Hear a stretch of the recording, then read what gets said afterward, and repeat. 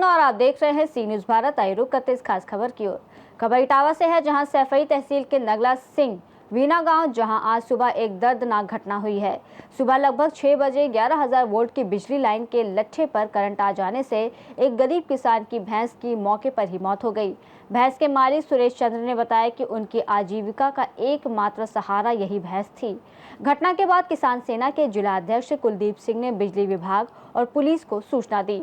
हालांकि बिजली विभाग के अधिकारियों का कोई जवाब नहीं मिला। पुलिस ने मौके पर पहुंचकर स्थिति का जायजा लिया। इस घटना के बाद ग्रामीणों में बिजली विभाग की लापरवाही को लेकर आक्रोश है। पीड़ित किसान ने जिलाधिकारी और मुख्यमंत्री योगी आदित्यनाथ से मदद की अपील की है। क्या प्रशासन इस गरीब किसान को न्याय दिला पाएगा, ये सवाल अब भी बना हुआ है। जब भैंस तुम आई थी, कैसे खत्म भाई? ऊपर से तार जामे खींच गई। हाँ, अच्छा 11,000 से छू गई। अच्छा, ये खींच तुम्हारी बात नहीं भाई किसी से, जेई से, एसडीओ से नहीं बात भाई के फोन नहीं उठा रही तुम्हारा? फोन नहीं उठा रहे, बात नहीं उठा रहे। अच्छा, बात भाई फिर बात भाई तुम्हारी कोई फोन नहीं उठा रही है? नहीं उठा रहे, वो सुनिए ना। अच्छा, बात सुबह क्या बजे घटना आई है? 6:30 बजे। लाइनमैन से फोन करके लाइन कटवाई। लाइनमैन फोन कर, लाइनमैन बुलवाओ, वो लाइन कटवाई। अच्छा, चलो, तो ये अधिकारी अभी फोन नहीं उठा रहे हैं। भारतीय किसान यूनियन के जिला अध्यक्ष हमने अब एसी साहब से बात की, तो एसी साहब ने अभी तक फोन मेरा रिसीव नहीं किया। मैंने एक्सीएन साहब से बात की है।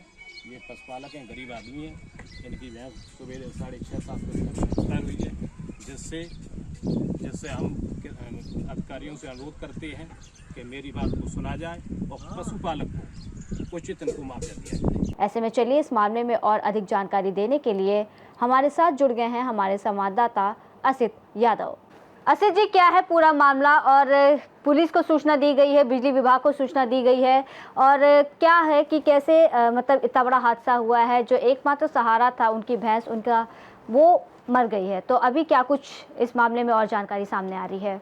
इटावा जनपद की तहसील सैफई के नगला बीना गांव के पास में नगला सिंह पड़ता, उसी का ये पूरा मामला है। और आज सुबह लगभग 6 बजे 11,000 वोल्ट की लाइन थी, और जो खंभा लगा होता है उसके सपोर्ट में लगी हुई एक तार थे, उसी तार में करंट आने से एक भैंस थी, उसकी मौके पर ही मौत हो गई है।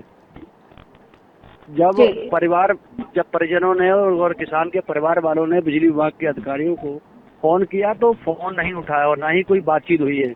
उसके बाद किसान नेता कुलदीप सिंह मौके पर पहुंचे, जो किसान सेना के जिलाध्यक्ष हैं। उन्होंने जाकर फिर 112 को फोन किया है और डायल 112 फिर मौके पर पहुंची है, और उन्होंने वहां पूरी जो घटनाक्रम था उसकी वीडियोग्राफी की है और अपने सीनियर अधिकारियों को बताया है। वहीं जो किसान है वो बहुत ही गरीब है और उसी जो भैंस थी उसी से अपना गुजारा कर रहे थे, पूरा घर चला रहे थे। तो किसान बुरी तरीके से, किसान का जो परिवार है वो रो रहा है और सरकार से और यहाँ के जिलाधिकारी और उत्तर प्रदेश के मुख्यमंत्री योगी आदित्यनाथ जी से गुहार लगा रहा है परिवार की, उनकी मदद की जाए, आर्थिक मदद की जाए। वहीं बिजली विभाग पर भी लापरवाही के आरोप लग रहे हैं। स्थानीय लोगों और किसान नेताओं ने बिजली विभाग पर भी लापरवाही के आरोप लगाए हैं। उनका कहना यह भी है कि बिजली विभाग ने लाइनों और खंभों को नियमित चेकिंग नहीं की, उनकी जांच नहीं की, इसी कारण ये बड़ा हादसा हुआ है। बड़ी लापरवाही बरती गई है यहाँ के बिजली विभाग के अधिकारियों द्वारा, और उन्होंने मुआवजे के लिए भी मांग की है। किसान नेताओं ने भी एक परिवार के लिए मुआवजे की मांग की है कि सरकार उन्हें मुआवजा दे। जी, किसान के परिवार में और कौन कौन है? और जिस तरीके से आपने बात कही कि जो बिजली की लाइन थी वो जो खंबे के सपोर्ट पे थी, तो ऐसे में जो मरम्मत की बात आप कर रहे हैं कि प्रॉपर चेकिंग नहीं की जाती थी, तो ये कितने वक्त से होता आ रहा है? क्या इससे भी पहले ऐसी कोई घटना सामने आई है कि करंट के चपेट में आने से इस तरीके से किसी गरीब किसान की मौत हुई है, या कोई जो पशु है, भैंस है या गाय है, जिनकी मौत हो गई है? और हुई भी है तो फिर अभी तक इस मामले को संज्ञान में क्यों नहीं लिया गया, और कार्रवाई में अभी तक जो होनी चाहिए, जो सही तरीके से कार्रवाई होनी चाहिए, वो क्यों नहीं हो पाई है अभी तक? क्यों ऐसे ही छोड़ दिया गया इन लाइनों को? देखिए, जी हाँ, बड़ी बात तो यही है कि अधिकारियों के, बिजली विभाग के जो यहाँ के अधिकारी थे, जिम्मेदारी अधिकारी थे, उनको अवगत कराने का प्रयास किया गया। किसान नेता का ये आरोप है। उन्होंने कहा कि हम मौके पर पहुंचे थे और हमने जिले के अधिकारी हैं उनको फोन किया, लेकिन उनका फोन नहीं उठा। उसके बाद 112 पे फोन किया। और इस तरीके की घटनाएं, ये कोई पहली घटना नहीं है, इससे पहले भी इटावा जनपद में 1-2 घटनाएं हो चुकी हैं जब करंट आने से और बिजली की जो व्यवस्था है उससे लोग परेशान हैं। बिजली समय पर नहीं आ रही है, इससे भी लोग परेशान हैं। भीषण गर्मी पड़ रही है, तमाम तरीके की शिकायतें लोग लगातार कर रहे हैं बिजली विभाग की। लेकिन ये जो घटना घटी है इसमें लापरवाही देखने को मिल रही है, क्योंकि अभी ये मान लीजिए जब उनकी भैंस की जान गई है, इसकी चपेट में कोई व्यक्ति भी आ सकता था, लोग भी आ सकते थे, क्योंकि जहां ये भैंस की मौत हुई है उसके आसपास घर बने हुए हैं, परिवार बसे हुए हैं, वहां लोग जीवन यापन कर रहे हैं। तो एक बड़ा हादसा मैं कहूं कि होने से टला है। केवल इसमें भैंस की जान गई है इसकी चपेट में, और कोई भी आ सकता था, बहुत बड़ी हानि हो सकती थी। जी, अभी तक क्या बिजली विभाग की तरफ से कुछ रिस्पांस आया है? पुलिस क्या कुछ कार्रवाई कर रही है? क्या किसी ने फोन का कोई जवाब दिया है? अधिकारियों का कोई जवाब कुछ मिला अभी तक इस मामले को लेकर के? जब अधिकारियों से वार्ता की गई तो हमने भी नंबर को लगाया था अधिकारियों से बातचीत करने के लिए, तो फोन नहीं उठा है।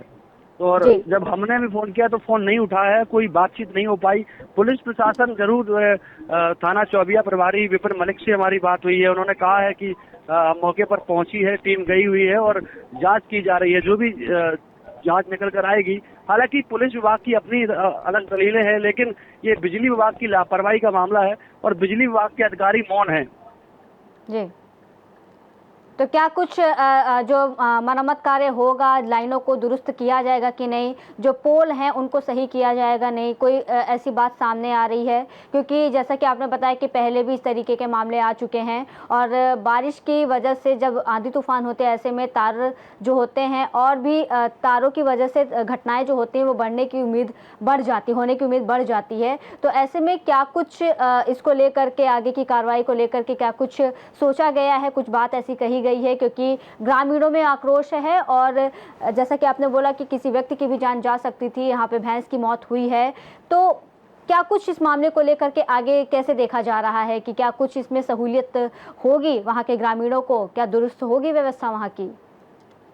अब देखिए, कहावत है कि प्रशासन जब कोई घटना घटती है तो फिर एक्शन में आता है, लेकिन घटना घटने के बाद फिर प्रशासन या बिजली विभाग के अधिकारी सो जाते हैं, गहरी निद्रा में सो जाते हैं और फिर वो बिल्कुल सुध नहीं लेते हैं कि ग्रामीण क्षेत्रों में किस तरीके के हालात हैं। पोलों की जांच नहीं की जाती है और जो तार हैं वो लटकते हुए दिखाई देते हैं। काफी ऐसे प्रकरण है जिसमें बिजली विभाग की लापरवाही देखी गई है। अब उम्मीद यही की जा रही है कि ये जो मामला हुआ, ये घटना घटी है जिसमें एक भैंस की मौत हुई है और वो किसान, गरीब परिवार है किसान का, वो आज आर्थिक तंगी से जूझ रहा है क्योंकि इसी भैंस से अपना गुजारा करता था। अभी देखना ये होगा कि आखिरकार अधिकारी और जिला अधिकारी से लेकर तमाम बड़े वो जिम्मेदार अधिकारी, जनप्रतिनिधि आखिरकार उस किसान की कितनी मदद करते हैं और इन जो घटनाओं पर जल्द से जल्द कितना सीखते हैं ऐसी घटनाओं से, क्योंकि दूसरी ऐसी घटना ना हो, किसी और के साथ ऐसी घटना ना घटे।